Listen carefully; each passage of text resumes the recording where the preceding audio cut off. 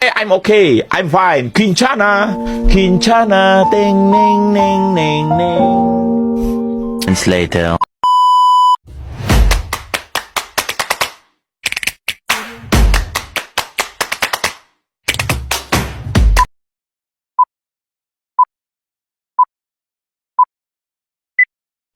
Assalamualaikum warahmatullahi wabarakatuh. Perkenalkan, nama saya Siti Fauzia dari program studi pendidikan bahasa Inggris semester 1B, ingin mengerjakan tugas dari Ibu Aisyah, yaitu mereview buku.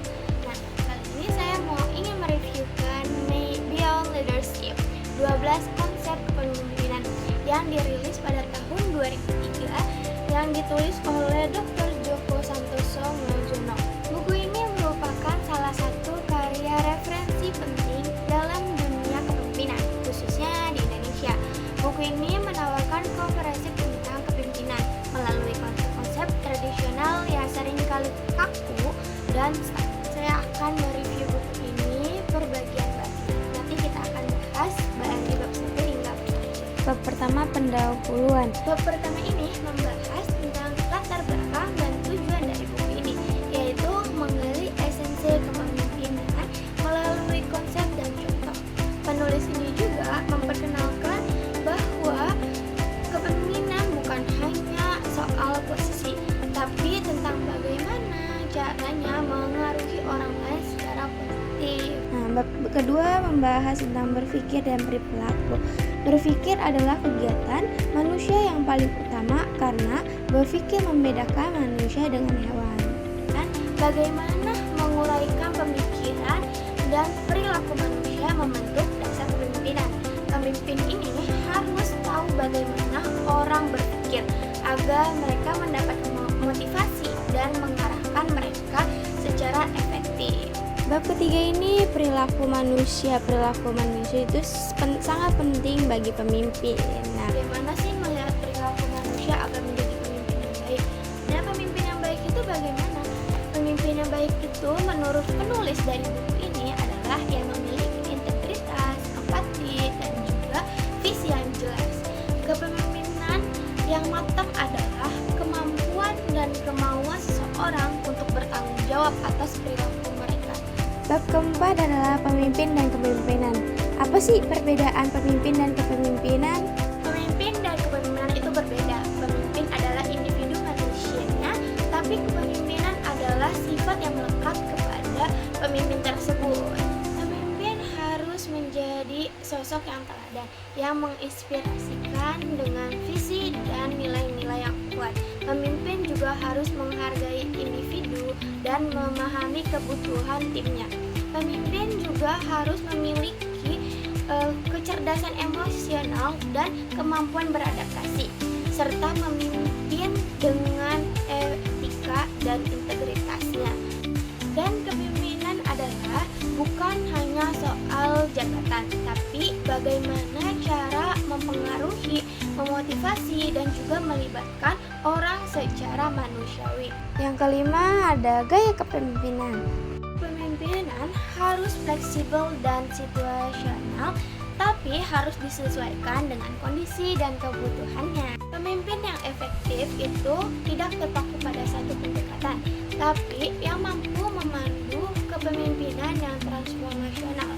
Dan pemimpin juga harus memiliki sifat berkomunikasi dengan baik dan memotivasikan tim, dan juga memiliki empati. Gaya pemimpin yang ideal itu yang terintegritas dan fokus pada pengembangan orang-orang di sekitarnya. Bab yang keenam, siapa pemimpin?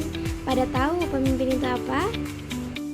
Pemimpin adalah individu manusia yang dapat memengaruhi dan menginspirasikan orang lain dengan tujuannya. Pemimpin yang sukses adalah mereka yang dapat memengaruhi dan menginspirasikan dengan visi dan integritasnya. Sebelum kita membahas 12 konsep, saya akan membahas 5 konsep saja karena durasinya yang tidak cukup. Selanjutnya kita bahas tentang 12 konsep kepemimpinan, yaitu ada konsep Raja Philips, terus ada konsep Ki Hajar Dewantara, konsep Bramasta, ada konsep analisis kepemimpinan, dan lain-lain. Kalau saya sebutkan satu-satu mungkin gak cukup durasinya. Oke.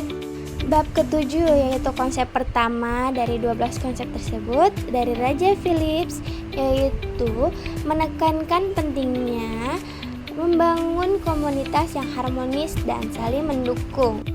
Pemimpin harus menciptakan suasana kerja yang kolaborativitas pada kebersamaan, di mana para anggota akan merasa memiliki peran dalam mencapai tujuannya secara kebersamaan. Bab ke-8 yaitu konsep kedua dari Ki Hajar Dewantara. Konsep dari Ki Hajar Dewantara ini mengacu pada filosofis pendidikan yang menekankan pentingnya menghargai dan memperhatikan individu dalam proses belajar dan berkembang. Dalam konsep ini, pemimpin harus memfasilitasikan pertumbuhan dan memprofesionalkan anggotanya dengan cara mendukung dan inklusif. Ke bab ke-9, konsep ketiga dari Hatta Brahmsatra diambil dari filosofis kepemimpinan yang berlandaskan pada 9 prinsip yang menggambarkan sifat-sifat pemimpinnya.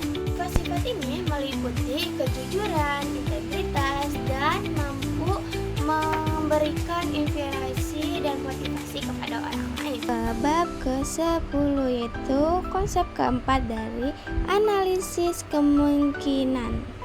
Dalam konsep ini, pemimpin harus mampu menganalisis situasi dan mengambil tindakan berdasarkan yang ada. Ini termasuk mempertimbangkan bagaimana skenario dan dampak yang diambil.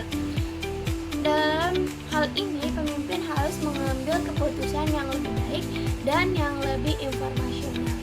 Bab ke-11 yaitu konsep kelima, menghindari kesempitan wawasan.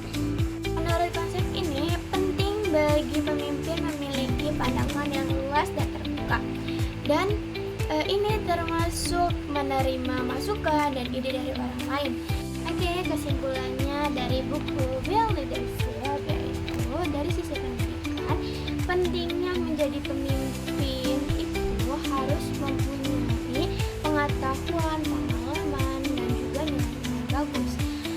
Maupun itu dapatnya dari formal ataupun non formal itu tidak masalah, karena pengalaman juga bisa juga dari luar sekolah.